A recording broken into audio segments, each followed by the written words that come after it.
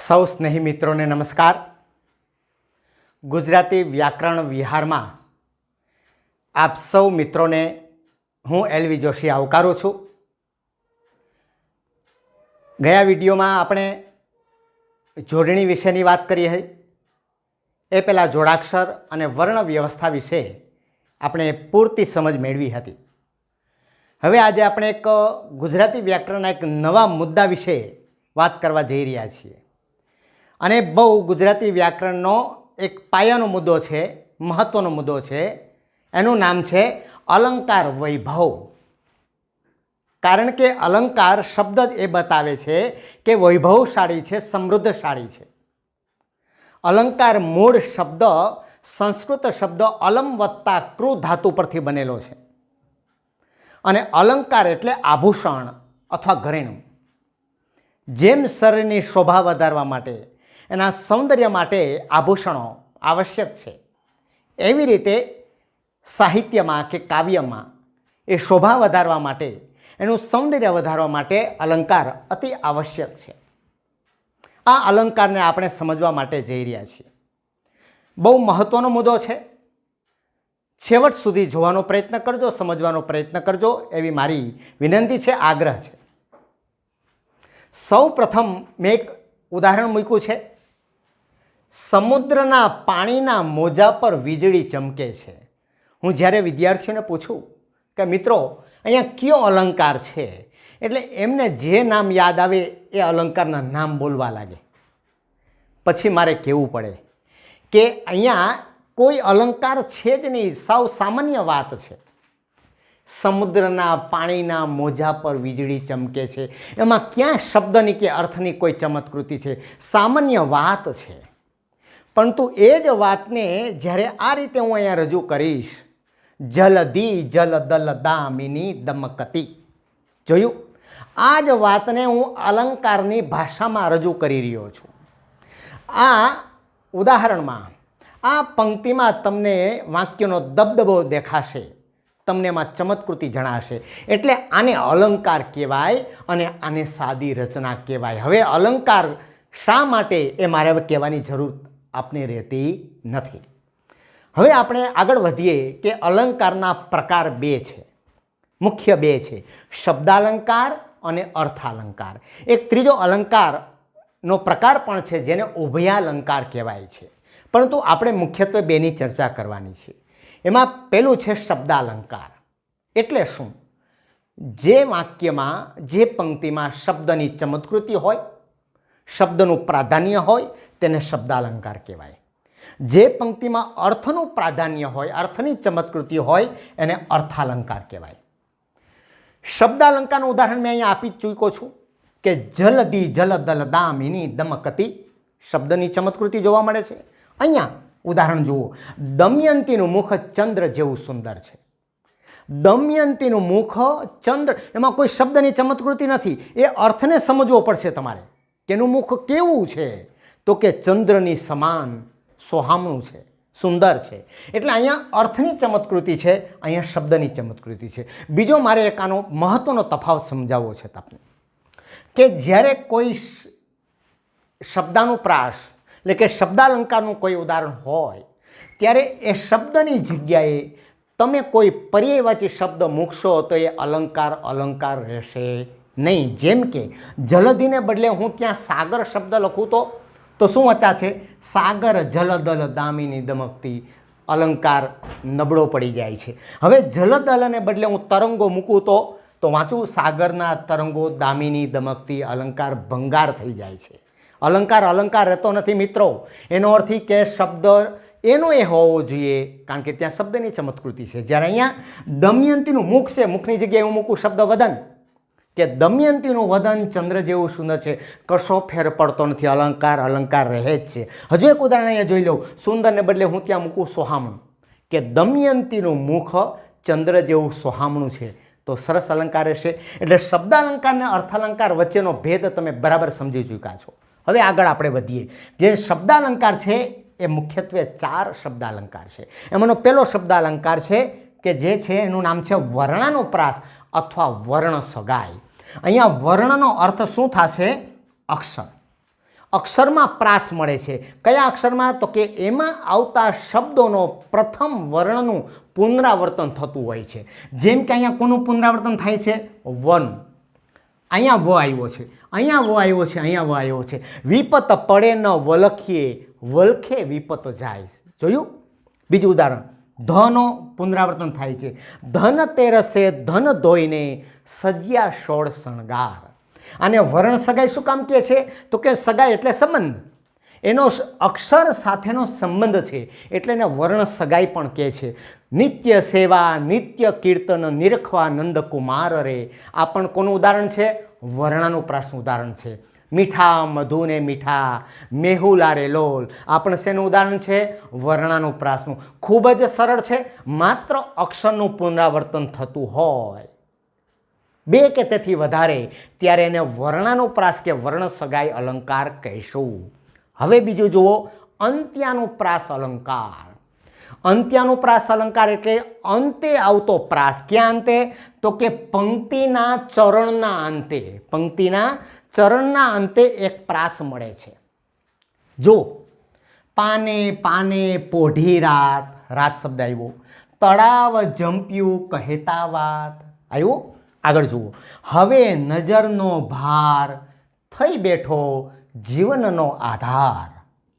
એવું નથી કે અહીંયા બે અક્ષર આવ્યા તો અહીંયા બે જ અક્ષર આવવા જોઈએ. અહીંયા બે અક્ષર આવે તો અહીંયા ત્રણ અક્ષર પણ આવી શકે, ચાર અક્ષર પણ આવી શકે, પણ ક્યાં આવે? એ પંક્તિનું જે ચરણ પૂરું થાય છે, ચરણનો એ છેલ્લા શબ્દમાં. અહીંયા પહેલા ચરણનો છેલ્લો શબ્દ, અહીંયા બીજા ચરણનો છેલ્લો શબ્દ, એટલે એને અંત્ય અનુપ્રાસ કહેવાય છે. ઘણીવાર ઉદાહરણ તમારી સામે જ છે. ઘટમાં ઘોડા થનગને આતમ વિંજે પાંખ, અણદીઠેલી ભોમ પર યવન માંડે પાંખ. ઊંડો કૂવો ને ફોટી બોક, શીખ્યું સાંભળ્યું સર્વે ફોક. આ શેના ઉદાહરણો છે? અંત્યાનુપ્રાસના ઉદાહરણ છે. સમજાણું? હવે ત્યાર પછીનો બહુ સામાન્ય છે, જુદો પાડ્યો છે આમ તો. એનું નામ છે પ્રાસાનુપ્રાસ અથવા આંતરપ્રાસ. જો વિદ્યા ભણ્યો નેહ તેહ ઘેર વૈભવ રહે. અહીંયા પહેલા ચરણનો છેલ્લો શબ્દ અને બીજા ચરણનો પહેલો શબ્દનો પ્રાસ મળે છે એટલે એને પ્રાસાનુપ્રાસ અથવા આંતરપ્રાસ કહેવામાં આવે છે.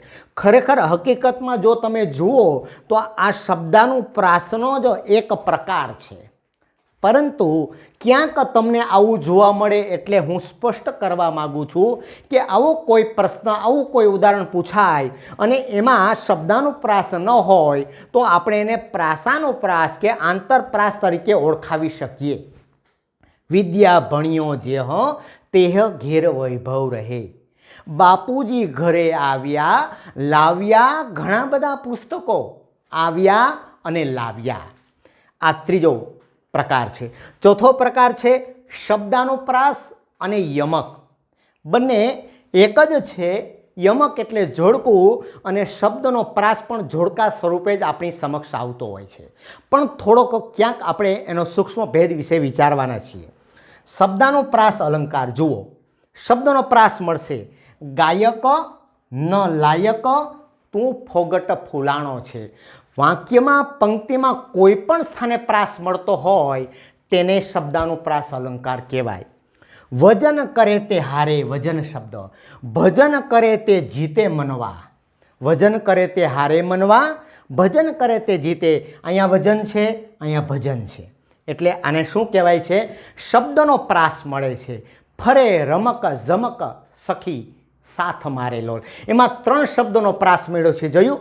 રમક ઝમક ઠમક. આ એક ઠમકારો શબ્દનો, આ એક શબ્દનો તમને એક ચમત્કૃતિ, એક દબદબો તમને જોવા મળશે. બીજું એક ઉદાહરણ સમજી લ્યો. ગ્રંથ ગરબડ કરી વાત ન કરી ખરી. ગ્રંથ ગરબડ, ગરબડ શબ્દ જે બતાવે છે તે પ્રાસ છે. અને છેલ્લે જે શબ્દ છે કરી ખરી, એમાં પણ તમને એક પ્રાસ મળે છે. બીજું એક ઉદાહરણ સમજવા જેવું એક ઉદાહરણ આપું છું. હળવે હળવે હળવે હરિજી મારે આંગણીએ આવ્યા જો. હળવે હળવે હળવે કેટલી વાર શબ્દ વપરાયો? 3 વખત, પણ ત્રણેય જગ્યાએ એનો અર્થ કેવો છે? સમાન છે, હળવે હળવે હળવે, ધીમે ધીમે ધીમે, એટલે એને શબ્દાનુપ્રાસ અલંકાર જ કહીશું. પરંતુ જ્યારે એકનો એક શબ્દ બીજી વખત વપરાય વાક્યમાં, જ્યારે પંક્તિમાં, ત્યારે બંને જગ્યાએ એનો અર્થ અલગ થતો હશે, ત્યારે આપણે એને શું નામ આપીશું? યમક અલંકાર કહીશું. એને શ્લેષ અલંકાર કરવાની ક્યારેય ભૂલ કરતા નહીં મિત્રો, કારણ કે શ્લેષ અલંકારનું આપણે સમજવાના છીએ, પણ તમને એક જ પંક્તિમાં કહી દઉં છું એની વ્યાખ્યા, કે એક શબ્દ આવ્યો હોય ને એક જ શબ્દના જ્યારે બે અર્થ નિષ્પન્ન થતા હોય અને જ્યારે એ વાક્યના પણ બે અર્થ થતા હોય ત્યારે એને શ્લેષ અલંકાર કહેશું. પરંતુ અહીંયા શું થશે? બનશે કે એકનો એક શબ્દ બે જગ્યાએ આવશે અને બંને જગ્યાએ એનો અર્થ અલગ થશે, પણ વાક્યનો અર્થ કેટલો થશે? એક જ થશે. જો તમારી પાઘડી મને પાઘડી પહેરવા આપશો, અહીંયા પાઘડી શબ્દ છે, અહીંયા શું છે? પાઘડી. જો અહીંયા મેં જગ્યા રાખી છે, પાઘડી એટલે થોડોક સમય, તમારો જે ફેંટો છે મને થોડોક સમય પહેરવા માટે આપશો. અખાડામાં જવાના મેં ઘણી વખત અખાડા કર્યા છે. અખાડો જે મેદાન છે ત્યાં જવાના મેં ઘણી વખત બાના બતાવ્યા છે, એટલે અહીંયા અખાડા બે વખત વપરાયો છે, બંને જગ્યાએનો અર્થ કેવો છે? અલગ અલગ છે. એટલે આને આપણે શું કહેશું? યમક અલંકાર કહેશું. ખાસ યાદ રાખજો, જવાની તો આખરે જવાની છે. આરતી આરતી ઉતારે છે, જોયું? આરતી ઉતારે છે, ત્યાં શ્લેષ અલંકાર નહીં કહીએ આપણે, ત્યાં શું કહેશું? આપણે યમક અલંકાર કહેશું. આ ખાસ યાદ રાખવા જેવો મુદ્દો છે કે શબ્દાનુપ્રાસ કોને કહેશું? તો કે એકનો એક શબ્દ છે એ બીજી વખત આવતો હોય પણ એનો અર્થ બદલતો ન હોય તો એને શબ્દાનુપ્રાસ કહેશું, પણ એકનો એક શબ્દ બીજી વખત આવતો હોય બંને જગ્યાએનો અર્થ અલગ હોય તો એને આપણે શું કહેશું? યમક અલંકાર કહેશું. આ મુખ્ય 4 પ્રકાર છે શબ્દાનુપ્રાસના. ક્યાં ક્યાં? તો કે વર્ણાનુપ્રાસ, શબ્દાલંકારના વર્ણાનુપ્રાસ, અંત્યાનુપ્રાસ, પ્રાસાનુપ્રાસ અને શબ્દાનુપ્રાસ, અથવા એના બીજી રીતે આપણે વિચારીએ તો યમક અલંકાર પણ છે. હવે મારે આપણે વાત કરવી છે અર્થાલંકારની. અર્થાલંકાર જે છે એ બહુ જ મહત્ત્વનો અલંકાર છે.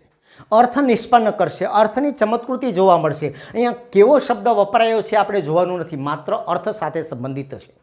જેમ કે પહેલો જ અલંકાર છે ઉપમા અલંકાર. પહેલાં ઉપમા અલંકારની હું વ્યાખ્યા આપું છું. ઉપમા અલંકાર કોને કહેવાય? તો કે જ્યારે બે વસ્તુ કે વ્યક્તિની તુલના કરવામાં આવે છે. શું કરવામાં આવે છે? એ તુલના કરવામાં આવે છે,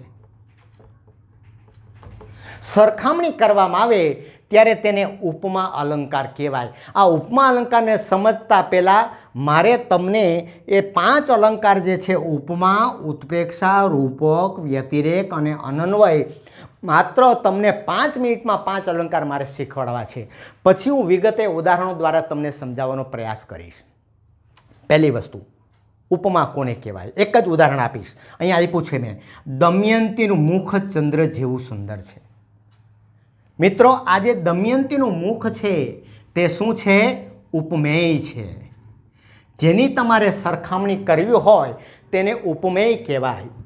જેની સાથે સરખામણી કરવી હોય, કોની સાથે સરખામણી કરવી છે? અહીંયા ચંદ્ર સાથે, એને શું કહેવાય? ઉપમાન કહેવાય. આમાંથી પણ કોઈ પ્રશ્ન પૂછાઈ શકે, યાદ રાખજો. ઉપમેય કોને કહેવાય? તો કે જેની તુલના કરવી હોય. ઉપમાન કોને કહેવાય? તો કે જેની સાથે તુલના છે તેને શું કહેવાય? ઉપમાન કહેવાય. ત્રીજો શબ્દ છે જેવું શબ્દ આવે છે. 4 ઘટક છે ઉપમા અલંકારના. જેવું એટલે કે તુલના દર્શાવનાર શબ્દ, એને ઉપમા વાચક પણ કહેવાય છે. જે ઉપમેય અને ઉપમાનને સરખાવનાર જે શબ્દ છે તેને ઉપમા વાચક કહેવાય છે, સરખામણી વાચક શબ્દ. અને ચોથો આનું ઘટક છે સાધારણ ધર્મ. ધર્મનો અર્થ અહીંયા એ રિલિજિયનના અર્થમાં નથી કરવાનો, ગુણના અર્થમાં કરવાનો છે. ગુણ ધર્મ. કોનો ગુણ ધર્મ? તો કે સામાન્ય બેયનો. ઉપમેય અને ઉપમાનમાં બેયમાં સામાન્ય ગુણ કયો છે? તો કે સુંદર છે. હવે તમે સમજી ચૂક્યા કે ઉપમેય કયું છે? દમયંતીનું મુખ. ઉપમાન શું છે? ચંદ્ર. ઉપમાવાચક શું છે? જેવું. અને સાધારણ ગુણધર્મ કયો છે? સુંદર છે. હવે મારે 5 અલંકાર આપણે એક જ વાતમાં સમજાવવા છે, એક જ ઉદાહરણ દ્વારા સમજાવવા છે. તમે સમજો. ઉપમા અલંકાર સમજી ગયા. દમયંતીનું મુખ ચંદ્ર જેવું સુંદર છે. હવે ઉત્પ્રેક્ષા. દમયંતીનું મુખ જાણે ચંદ્ર છે. જોજો એક સ્ટેપ કવિ આગળ વધે છે, એક પગથિયું આગળ વધશે, એના કરતાં વધારે સારી વાત કરશે. પહેલાં સરખામણી કે દમયંતીનું મુખ ચંદ્ર જેવું સુંદર છે. હવે શું કહે છે? દમયંતીનું મુખ જાણે ચંદ્ર છે. એવું જ લાગે કે આ તો ચંદ્ર છે, પછી લાગે કે ના ના ચંદ્ર નથી હો. ત્રીજું રૂપક. દમયંતીનું મુખ ચંદ્ર જ છે. એક રૂપતા. અહીંયા શું આવ્યું? સંભાવના આવી.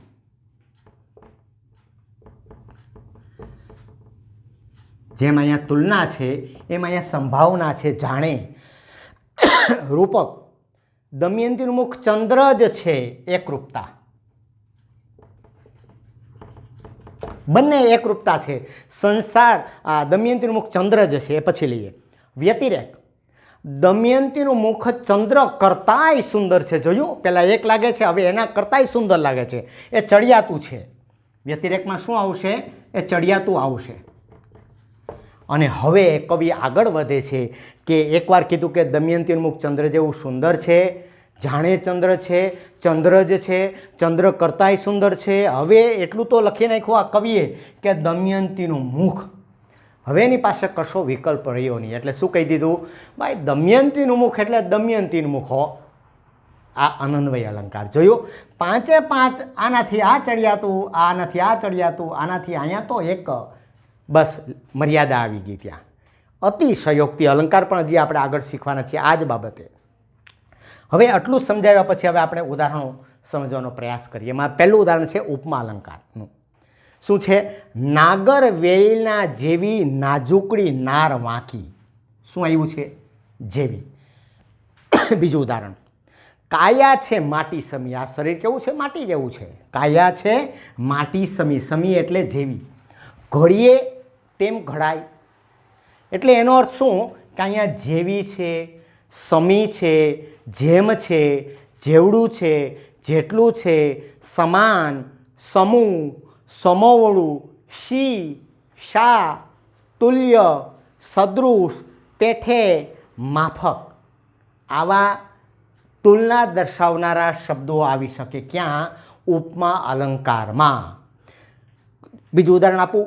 કુંભકર્ણ ડોલ્યો જેમ મણિધર. કુંભકર્ણ કોની જેમ ડોલ્યો ઉઠો ત્યારે? તો કે મણિધરની જેમ. જ્યાં દેવોનો વરમશો પુત્ર પામ્યો પનોતો. ત્યાર પછી બીજા અલંકાર ઉપર જઈએ આપણે. ઉત્પ્રેક્ષા અલંકાર. હમણાં જ ઉદાહરણ લીધું. દમયંતીનું મુખ જાણે ચંદ્ર છે. અહીંયા શું છે? આ ડાળ ડાળ જાણે રસ્તા વસંતના. આ ડાળ ડાળ જાણે રસ્તા વસંતના જોઈ લ્યો. ત્યાં એ સંભાવના છે. બીજું ઉદાહરણ. ઉપાડેલા ડગ પર શા. જો અહીંયા શા આવ્યું. શાનો અર્થ અહીંયા શું કરીશું? જાણે. શો કે શી આ આવે તો સમજવું કે તે ઉપમા અલંકાર હોય, અને શા આવે તો સમજવું કે તે ઉત્પ્રેક્ષા અલંકાર હોય. ઉપાડેલા ડગ જાણે કે એ લોહની મણિકા સાંકળ ન હોય તેવો ભાસ, તેવો ભાવ એ કવિને થાય છે. એ ઉત્પ્રેક્ષા અલંકાર છે. એનું ઉદાહરણ બીજું પણ આપું. જાણે કોઈ ગુનો કર્યો હોય એ મીરાનું મોં પડી ગયું. વર તો જાણે બાવળિયાનો ઠૂંઠો જી. જોયું? આ જ્યાં લગ્નમાં હોય ત્યારે એ ફટાણા બોલે, ત્યાં મંડપ પક્ષવાળા એ શું કહે છે?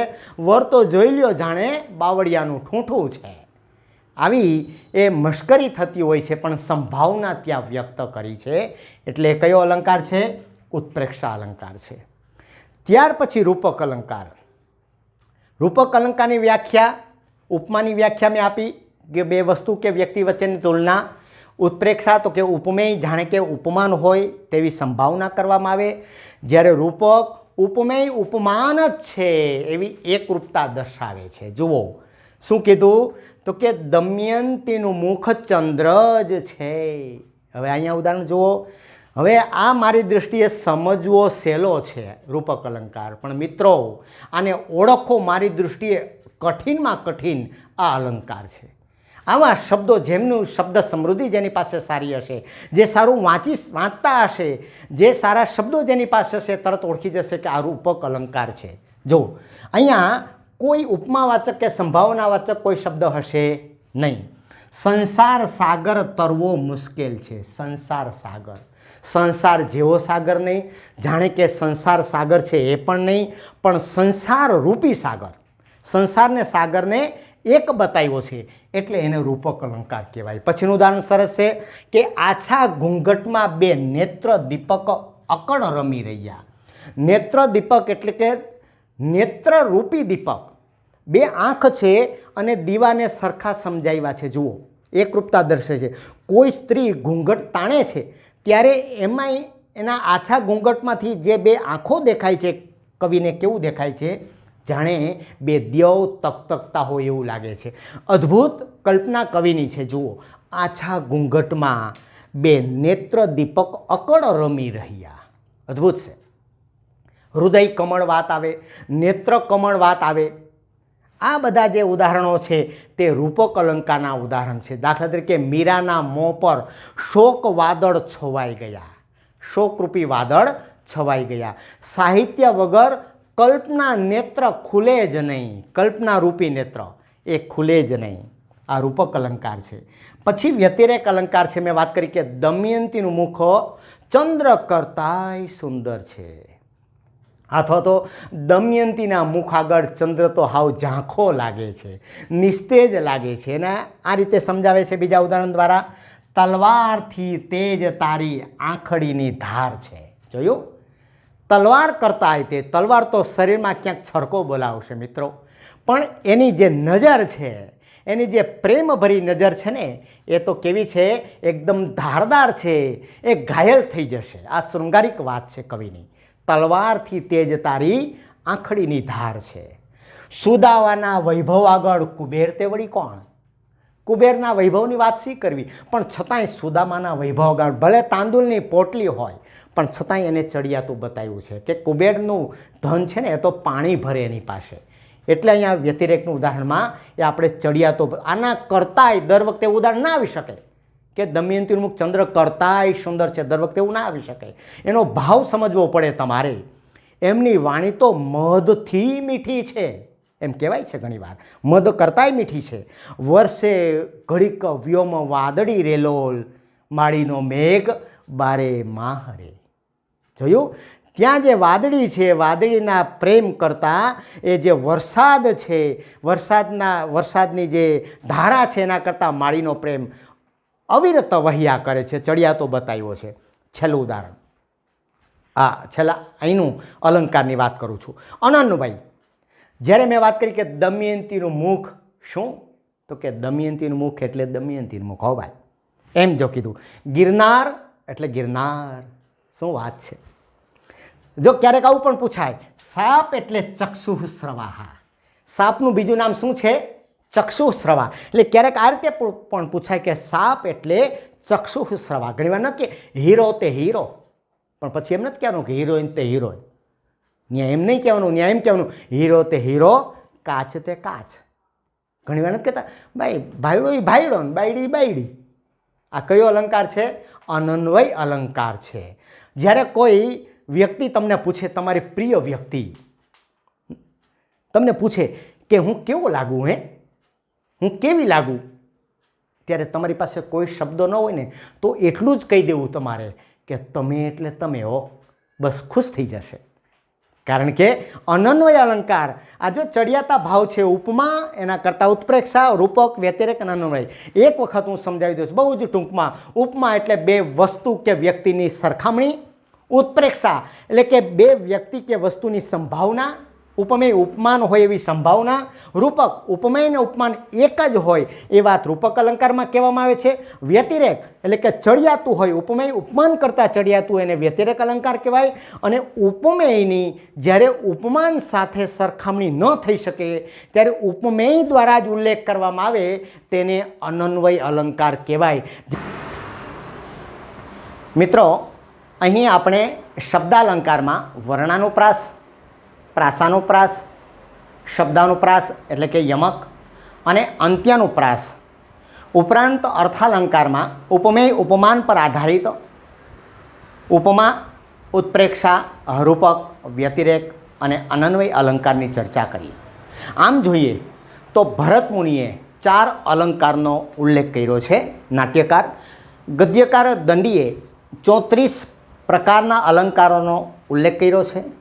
તો અલંકાર શાસ્ત્રી મમ્મટે 69 જેટલા અલંકારનો ઉલ્લેખ કર્યો છે. તો બીજી બાજુ વ્યાકરણ શાસ્ત્રી ભટ્ટોજી દીક્ષિત છે, એમણે 100 અલંકારનો ઉલ્લેખ કર્યો છે. મિત્રો, આપણે આ વિડીયોમાં એટલે કે અલંકાર વૈભવ ભાગ 1માં આપણે 9 અલંકારની ચર્ચા કરી. હવે આપણે અલંકાર વૈભવ ભાગ 2માં બીજા 9 અલંકારની ચર્ચા કરીશું. આ જ્યારે 18 અલંકાર આપણી પરીક્ષા સંદર્ભે ખૂબ જ અગત્યના છે. શ્રીમદ ભગવદ્ ગીતાના 18 અધ્યાયની માફક સમજવાના છે અને આને તમે બરાબર દ્રઢ કરી લેશો તો આપણો અલંકાર પરનો કોઈપણ પ્રકારનો કોઈપણ એંગલથી પ્રશ્ન પૂછાય તો આપણે સારી રીતે એનો જવાબ આપી શકવા માટે સક્ષમ બનીશું એવો મને પૂરેપૂરો વિશ્વાસ છે. તો ફરી આપણે અલંકાર વૈભવ ભાગ 2માં મળીશું. ત્યાં સુધી સૌને નમસ્કાર.